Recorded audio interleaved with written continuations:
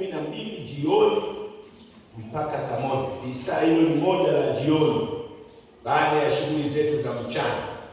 Basi tunakusanyika hapa, tunasoma Biblia, halafu tunainama kwa Mungu kumuomba kwa ajili ya nchi yetu. Nchi yetu tutahitaji kwa mambo mengi sana. Amen. Amen. Kwa hiyo hata leo somo letu ni lile lile.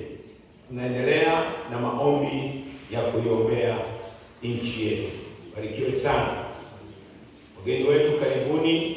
Hapa ndipo huwa tunakusanyika kwa ajili ya ibada ya pamoja, kwa sababu ziko ibada za mtu kwenye nyumba yake au kazini kwake au kokote anapokuwa anaweza kufanya ibada huko, lakini ile ibada ya pamoja kama maandiko yanasema, msikose kukusanyika pamoja. Ile ibada ya pamoja huwa tunaifanyia hapa. Kwa hiyo wageni wetu, jisikieni hapa nyumbani kwa Bwana, wala msione kama nyinyi ni wageni kabisa, isipokuwa mko nyumbani mwa Bwana huyo ambaye mlimwamini. Bwana Yesu asifiwe. Wapendwa, labda niwaambie kwa wale ambao hamjajua, huyu mgeni ambaye amejitambulisha wa imani, wewe unatakiwa uende kwa Yesu, mwambie Bwana, mimi nimekuamini wewe unaweza. Shida yangu hii iko chini ya uwezo wako, kwa hiyo naomba unishughulikie. Ukiamini hivi na ukamwita kwa wajibu huo ulioufanya wa kuamini na kumwita, na yeye anashuka na nguvu zake anakutetea. Usipomwita, usipomwamini, hamna chochote, si ndio wapendwa? Kwa hiyo kuna wajibu pande zote. Kwa hiyo hayo ndio tunahimizana kwamba Mungu yupo, lakini kuna wajibu pia upande wetu ili sisi tuweze kufanya. Amen. Wapendwa, tunaendelea na andiko hili la Nyakati ya Pili sura hii ya 7. Tunaendelea na andiko hili la Nyakati ya Pili sura hii ya 7. Kama vile tulivyoanza hiyo juzi, tulisoma hiyo sura ya 6. Sura ya 6 tulisoma mistari yote ambayo iko mistari kama 42 hivi. Sasa tulisoma hilo, tukaona haya ni maombi ya Sulemani. Sura ya 6 inazungumzia habari ya maombi ya Sulemani. Sulemani baada ya kuwa amejenga ile nyumba ya Bwana, maana mnakumbuka wasomaji wa Biblia kwamba Daudi alipanga ajenge nyumba kwa ajili ya jina la Bwana, lakini Mungu akamwambia hapana, kwa mikono yako wewe hapana, atakuja kujenga mwanao. Kwa hiyo wewe cha kufanya, andaa tu vifaa vyote vya ujenzi. Kwa hiyo ndio maana tunaona Daudi yule aliandaa fedha, akaandaa dhahabu, akaandaa vifaa vya chuma, akaandaa vifaa vya mawe, akaandaa vifaa vya miti, akaandaa vitu vingi. Siku zake zote za uhai alikuwa ameweka hazina kwa ajili ya ujenzi wa hekalu. Sasa Sulemani alipofika umri tayari akakuta kuna hazina tayari ambayo ilikuwa imeshaandaliwa na baba yake. Ujenzi ukafanyika kwa mikono ya Sulemani. Sasa baada ya ujenzi ule wa hekalu, Sulemani alipiga magoti akaomba mbele za Mungu. Kwenye ile sura ya 6 inaonyesha kwamba Sulemani alipopiga magoti kwenye madhabahu, wakati waumini wote au wana wa Israeli wote wamekaa kanisani, kila mmoja yuko mle, wadogo na wakubwa. Sasa wanamsikiliza anaomba. Sura yote ya 6 ile ya Nyakati ya Pili inaelezea maombi aliyoyasema. Sasa maombi yake aliyoyasema, alielezea mambo mengi sana. Aliomba kwa ajili ya nchi yake, akaitaja kwa vipengele vingi. Akaombea watu wake wa Israeli wote, akataja vipengele vingi. Sasa akataja mahitaji yao na mabadiliko yale ambayo yangeweza kutokea maishani. Akataja habari ya mabadiliko ya nchi, mabadiliko ya kiafya, mabadiliko ya uchumi, mabadiliko ya nini, akayataja haya. Sasa akimuhimiza Mungu ya kwamba Mungu, kama ikitokea taifa lako likabadilika, ikawa labda na mabadiliko tu fulani kama hivi, labda majira yamegoma, kama hivi ya mvua yakakwama, Mungu naomba ukasimame mwenyewe ukalete mvua kwa ajili ya hiyo nchi. Naam, akaeleza akasema kuna mabadiliko kwenye nchi. inawezekana ikavamiwa na maadui, watu wa nchi za nje wakaiwazia vibaya hiyo nchi ya Mungu. Sasa Mungu, kama kukitokea vita wa nchi imevamiwa, basi wewe pigana upande wa watu. Akaeleza vitu vingi, akataja mpaka wageni wanaoingia kwenye nchi ile, kwamba kuna wageni tu ambao wanatokea nchi yao wakapenda kuishi nchi yako hii Mungu. Sasa na wao wanaweza kukutana na shida mbalimbali, lakini wakapenda wewe Mungu wa Waisraeli wa kuabudu wewe. Kwa hiyo hawa wageni usiwanyanyapae, bali uwakubali. Kwa hiyo Sulemani akaeleza mambo hayo, kwamba ikiwa ni mgeni au mwenyeji wa nchi hii akiingia kwenye hekalu hili akaomba, akakusihi, akaungama dhambi zake, Baba, jambo lolote atakalokueleza, basi Mungu usikie kutoka huko juu. Kwa hiyo sura ya 6 tukaona ni maombi ya Sulemani, anaombea nchi, anaombea watu wote, anaombea wageni, anaombea mambo mengi ya nchi yake. Kwa hiyo tukajifunza jambo hapo kwamba jamani, maandiko haya yameandikwa yanatufundisha pia na sisi tuna wajibu wa kuiombea nchi, tuna wajibu wa kuombea mambo yake yote, iwe mambo ya kisiasa, mambo ya uchumi, mambo ya uhusiano wa watu na hivi. Kwa hiyo tuna wajibu sana wa kuiombea nchi yetu Tanzania, si ndio wapendwa? Tulianza na hilo, lakini tukarudi jana, ilikuwa tukajifunza habari ya sura ile ya 7. Sura ile ya 7 tunaona mwanzoni pale panazungumzia habari ya mafanikio ya Sulemani, habari ya kujenga ile nyumba ya Bwana. Alikuwa amekusudia mambo mengi makubwa ya kuijengea ile nyumba, na kweli alifanikiwa kwa juhudi kweli, maana ile ujenzi wa nyumba ile ulichukua miaka 46. Kwa hiyo akamaliza kabisa. Sasa alipomaliza akainua mikono yake kwa maombi yale, akamshukuru Mungu. Sasa Mungu akamjibu Sulemani kwenye hiyo sura ya 7. Tunaona jinsi Mungu ambavyo alijitokeza. Sasa maombi yake amemsikiliza Mungu, amemsikiliza maombi yote, amesema. Sasa Mungu anajibu, anaanza kumwambia, maombi yote ulioniomba nimesikiliza. Si ndio wapendwa? Maombi yote ulioomba nimeyasikiliza. Na akasemaje? Akasema, mimi niko tayari kuondoa kila kinachowaudhi, iwe kiafya, iwe kiuchumi, iwe katika habari ya vita, sijui na kila kitu kinachoweza kuja kinyume. Mimi niko tayari kutengeneza kikanyooka. Lakini tukaenda ule mstari wa 14 ambao ndio jana tuliangalia pale, si ndio wapendwa? Akasemaje? Ikiwa watu wangu walioitwa kwa jina langu wakijinyenyekesha. Hilo ni jambo la kwanza ambalo ndio jana tulishughulika nalo, tukaangalia wapendwa, Mungu pamoja na kusikia maombi yetu, na kweli yuko tayari kufanya kile tunamuomba. Toka baba zetu Mungu alisema, niko tayari kufanya kile mnaniomba. Lakini mimi naangalia ya kwamba, je, nyie mna unyenyekevu kwangu? Anasemaje? Ikiwa watu walioitwa kwa jina langu watajinyenyekesha. Kwa hiyo Mungu akadai upande wetu wanadamu mpaka leo unyenyekevu wa moyo. Bwana Yesu asifiwe. Anaposema kwamba ikiwa watajinyenyekesha, ndipo nitakaposikia maombi yao, ndipo nitakapousamehe uovu wao, ndipo nitakapoiponya nchi yao. Mstari ule wa 15 ndio unazungumzia haya, kwamba kama nitaona unyenyekevu kwenye mioyo ya waombao hawa. Bwana Yesu asifiwe. Tulisoma maandiko, nikakumbusha pia ile Mathayo sura ya 7 mstari ule wa 21. Yesu aliongea, si kila mtu aniitaye Bwana. Si ndio wapendwa? Sio kila mtu anayeniita Bwana Bwana, bali ni yule ayatendaye mapenzi ya Baba yangu. Si ndio wapendwa? Unajua wanaomuita Bwana ni wengi, tuko dunia yote, na inawezekana kama wapo watu ambao hawamsemi vizuri Yesu ni wachache. Walio wengi wetu wanasema Yesu ni Bwana. Lakini Je, kule kusema kwao tu Bwana Bwana inatosha? Hapana. Mungu anaweza akawasikia wanamwita yeye ni Bwana. Ukisoma Yohana, Yesu alilalamika sana kwa Mafarisayo. Akasemaje? Ninyi mnanisema mimi ni Bwana wenu. Kweli kwa midomo mko hodari kweli, lakini mbona hamuyatendi yale ninayowaagiza? Ina maana huo ndio unyenyekevu.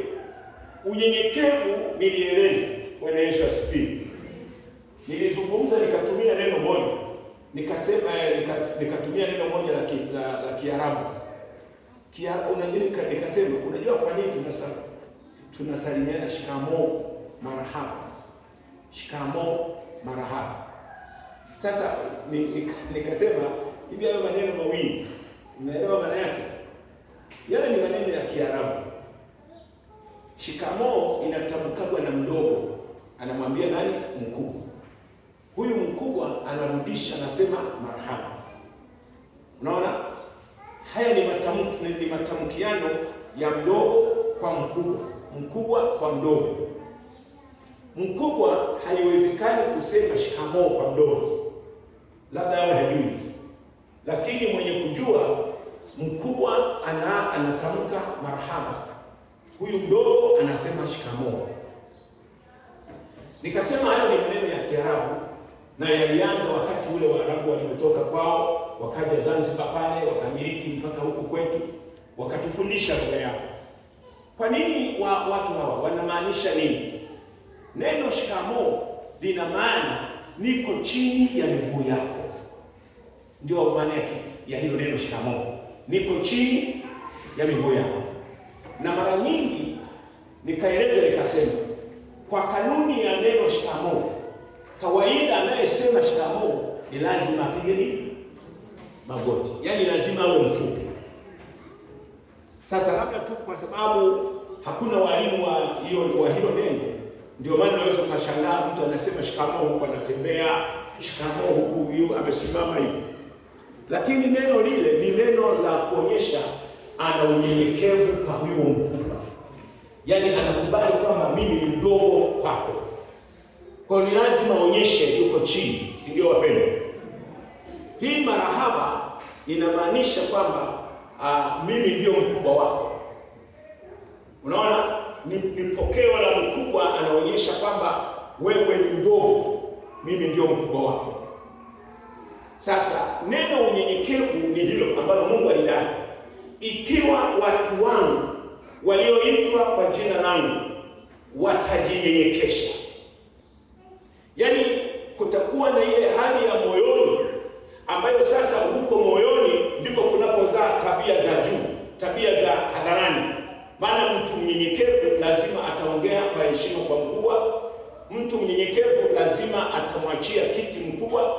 Mtu mnyenyekevu ni lazima atamtanguliza mbele mkubwa kuliko yeye, au yani ni yeye awe nyuma, mkubwa awe mbele. Yani kunakuwa na heshima.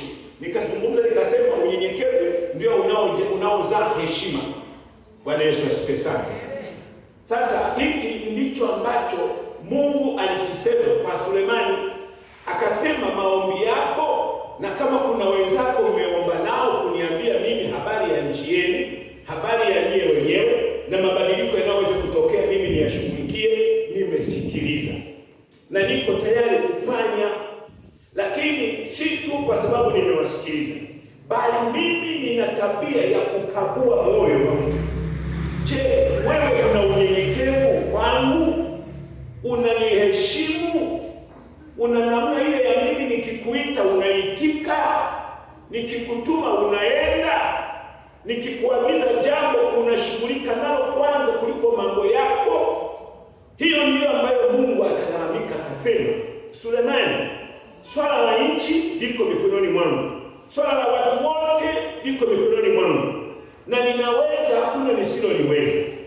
Lakini ili niweze kufanya, si tu kwa sababu huyu mtu amelia sana, si kwa sababu tu mtu huyu ameniita mno, ninakagua moyo wake. Yesu aliongea sana na Mafarisayo, akasema mnawezaje kuniita kama nyie mambo yangu hamuyafanyi? Mnawezaje kunisema mimi ni Bwana wenu wakati ninaposema wabishi, nyie hamuitiki ninapowaita, ninapowatuma hamuendi. Yaani anakataa hata wito wao. Anasema kweli mnaniita, Yesu njoo hapa, namna gani huko? Wapendwa, ukisoma Injili zinaongea watu wengi sana walimuita Yesu. Bwana mwana wa Daudi uturehemu. Lakini ukifuatilia sio wote alishughulika nao. Kuna wachache alioshughulika nao. Sasa unaweza kujiuliza, mbona Yesu aliitwa lakini hakwenda? Aliangalia huyo mtu uhusiano moyoni amewekaje. Jamani, kuna watu wenye kiburi, kuna watu ambao hawana nidhamu. Sasa hilo inakutenga wewe na Mungu wako. Haijalishi unaomba. Kwa hiyo nikasisitiza sana kwamba hebu tujikague kwenye mioyo. Nikaeleza sana habari ya wanadamu, sisi kwa sisi. Unajua Mungu ametuweka sisi tuna madaraja, kwamba katika mimi mmoja, lakini anaponiambia niwe mnyenyekevu. Unajua nikaeleza nikasema tunapaswa kuwa na unyenyekevu katika maeneo mawili, kwa Mungu na kwa watu. Ukisoma Biblia hii inaeleza, inasema unyenyekevu wetu ni kwa Mungu, ni eneo la kwanza, lakini la pili ni kwa watu. Lakini katika kundi la watu kuna watu wawili, kuna mkubwa wako na kuna mdogo wako. Bwana Yesu asifiwe. Kote kule Biblia imeongea. Sasa unyenyekevu ni hali ile ya kukubali kumtanguliza mwenzako, na kwa hiyo Mungu anataka sana aone kwamba wewe unayekumbwa na matatizo haya mpaka unanilalamikia, hivi unakubali kweli mimi ni Mungu wako? Ukisoma ile Mathayo sura ya 9 inaongelea habari ya mtu mmoja alimwendea Yesu. Yeye alikuwa kipofu. Sasa aliomba afunguliwe macho. Lakini unajua Yesu alimuuliza, unaamini kwamba mimi naweza nikafanya hili? Unaamini moyoni wako? Uko sawa kuniona mimi nina uwezo na hili unaloniambia? Unajua Yesu kwa nini alikuwa anahoji maswali? Ni kama alikuwa anaogopa hivi, lakini alikuwa anajaribu kuchokoza kwenye moyo wa mtu. Bwana Yesu asifiwe sana. Kwa hiyo mimi nikasisitiza hiyo jana habari ya unyenyekevu. Si ndio wapendwa? Ni lazima tujivike unyenyekevu. Tunyenyekee Mungu kwamba yeye ni mkuu wetu, na ndio maana Waarabu wanasalimiana hivyo, shikamoo. Na yeye anarudisha marhaba.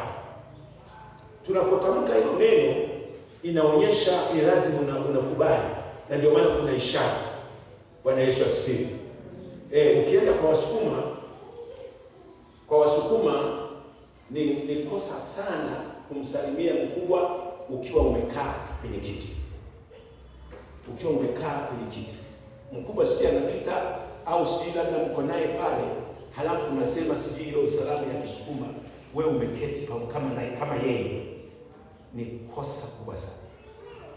Sasa Wasukuma nafikiri wamebadilika, na hiyo nao wameshinda, nafikiri imewashinda. Leo hii unakuta watoto wa Kisukuma wanasalimia tu hivyo, amekaa tena anaweza kukuta hata nini, halafu anasalimia mama baba isema. Lakini uwezo kaizungumza baba isema umekunja mguu hivi. Wewe yani hiyo ni mwiko. Ni mwiko. Yaani kawaida mkubwa anapokuwepo anapita au ameketi, wewe mdogo unaposalimia ni lazima usimame. Tena usimame kwa heshima kweli. Kuna namna ya kuweka mikono na miguu yako. Sio kama unacheza mpira. Unasimama kabisa kwa namna ya heshima. Bwana Yesu asifiwe. Hata sauti yako inapomwendea anajua huyu anakubali mimi ni mkuu. Si ndio wapendwa? Vinginevyo wale wazee akikuona unasalimia kama si mhuni fulani, haitiki. Amen. Sasa unyenyekevu ule una namna zake. Kwa hiyo Mungu akalalamika, na mpaka leo lalamiko lile linatuangalia sisi. Zama zile ilikuwa ni Sulemani na watu wake, leo hii ni sisi. Kwa hiyo neno hili Mungu anaeleza tujivike unyenyekevu kwake. Lakini nikaeleza nikasema unyenyekevu ni mpana sana, una maeneo mengi. Unaambiwa kunyenyekea Mungu, unaambiwa kunyenyekea wazazi, unaambiwa kunyenyekea viongozi wa nchi, yaani mkubwa wa umri, yule mkubwa wako pale. Bwana Yesu asifiwe sana. Mkubwa wa umri, kwamba yeye ni mkubwa kwako. Haijalishi madaraka yaliyo nayo. Juzi nikawa naongea na wanangu hao ambao wamefungua makanisa huko. Hawa wanaofungua makanisa. Nikawaambia jambo moja na mpaka walibidi waniulize maswali mengi. Nikasema kumbukeni nyinyi, pamoja na kwamba mnaitwa sasa ni viongozi, si mchungaji na mwingine mama mchungaji, lakini lazima muwe na unyenyekevu. Nikazungumza tena neno unyenyekevu. Sasa nikazungumza mpaka nikaanza kueleza hao mnaowaongoza, kuna baba zenu, kuna mama zenu, kuna bibi zenu, kuna babu zenu, kuna wadogo zenu wako huko.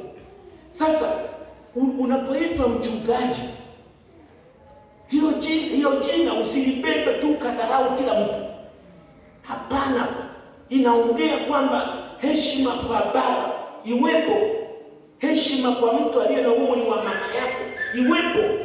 Huyu mtu ambaye ni umri mkubwa kuliko wewe ni lazima iwepo. Sasa unajua niliongea vitu vingi, nikazungumza mpaka ukaaji wa vitu, kwamba ni kweli kwenye kanisa